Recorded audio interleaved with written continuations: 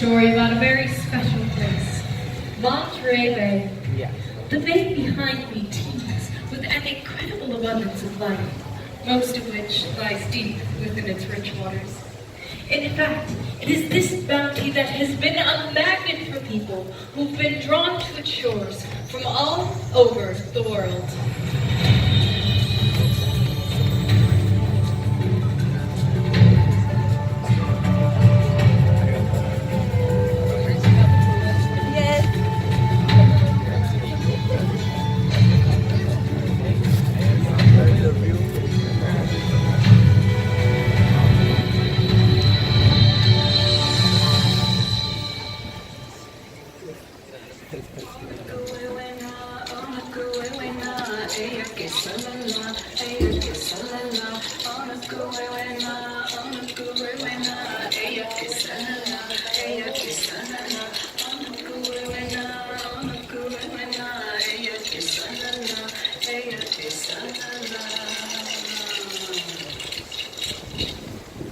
More than 15,000 years ago, Native Americans traveled across the Bering Strait into what is now Alaska.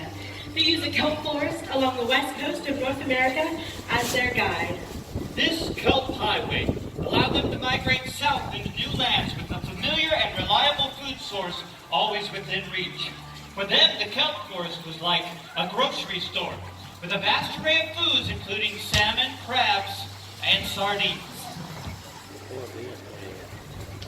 Bishishtu, Ka'ing Karak, Linda Yamani. My name is Linda Yamani. I'm from Sienaloni.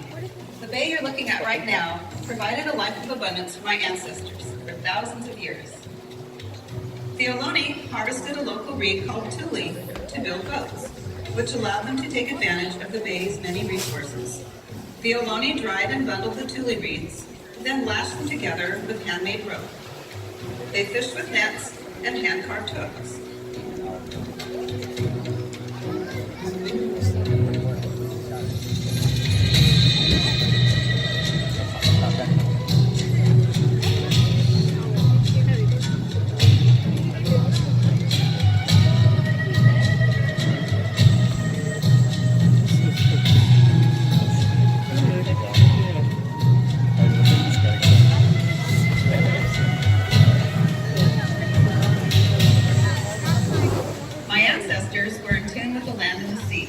They understood nature's rhythms, and Monterey Bay sustained them for countless generations.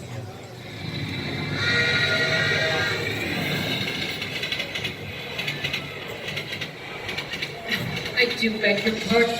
I realized I never formally introduced myself. I'm Julia Platt. I was drawn here in 1900 by stories of the incredible diversity of life in Monterey Bay. You see, I was trained as a marine biologist, something almost unheard of for a woman of my time. I was fascinated by the abundance of life in the bay, but I was also struck by the surprising diversity of people using the bay to earn a living. People had traveled all over the world to settle here, seeking a better life. The bay bustled with all manner of boats and people, the likes of which I had never seen before. Perhaps one of the most interesting places I came upon was a thriving Chinese fishing village, right where you're sitting. I heard the sound of children laughing and an unfamiliar language spoken by women hanging freshly caught squid out to dry. I felt as if I had traveled halfway around the world.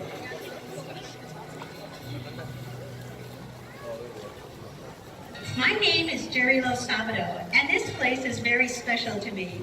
My ancestors were some of the first residents of a Chinese fishing village called Point Alonis, which was located where the Aquarium stands today. Before coming to Monterey, my ancestors were fishermen from the Pearl River Delta in China. Life was very hard for them. When news of the gold rush in California reached the village in 1850, some of the families decided to seek a better life in a place they called the Gold Mountain. 5 families set sail from China to California on boats loaded with supplies. The grueling voyage took more than a month, and several of the boats were lost at sea. By the time the weary travelers landed on the shores of Monterey Bay, just 2 boats remained. My relatives were astonished by the incredible wealth of life in the bay, and they quickly changed their plans about how they would prosper in this new land. My family was a fishing family, and all the gold they needed was swimming right here in the bay.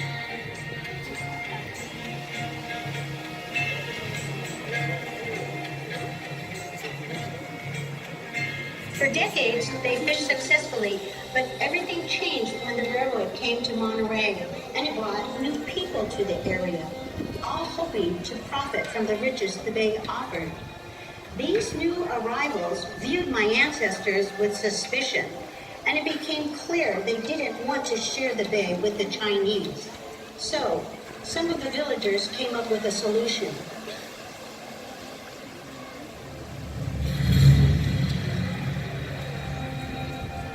The older fishermen remembered their time in China and knew that some sea creatures, like squid, could be attracted to the surface at night using bright light. They suspended wire baskets from the side of their boats and lit a small fire to attract the squid to the water's surface. Once they brought the squid back to shore, they dried and shipped them to China. I'm proud of my ancestors' perseverance. My great-grandparents and the other villagers didn't give up in the face of adversity. By fishing at night for something no one else wanted, they adapted to change. As a result, the first commercial squid fishery in California was born right here in Monterey. The Chinese weren't the only ones drawn to our bay. Stories of a shoreline carpeted with abalone, as far as the eye could see, soon reached Japan. Around 1900, skilled fishermen came to Monterey to take advantage of this incredible bounty. My name is Larry Oda. My grandfather was a successful businessman in Japan. He was skilled at processing fish. So he was recruited by the Pacific Trading Company in 1906.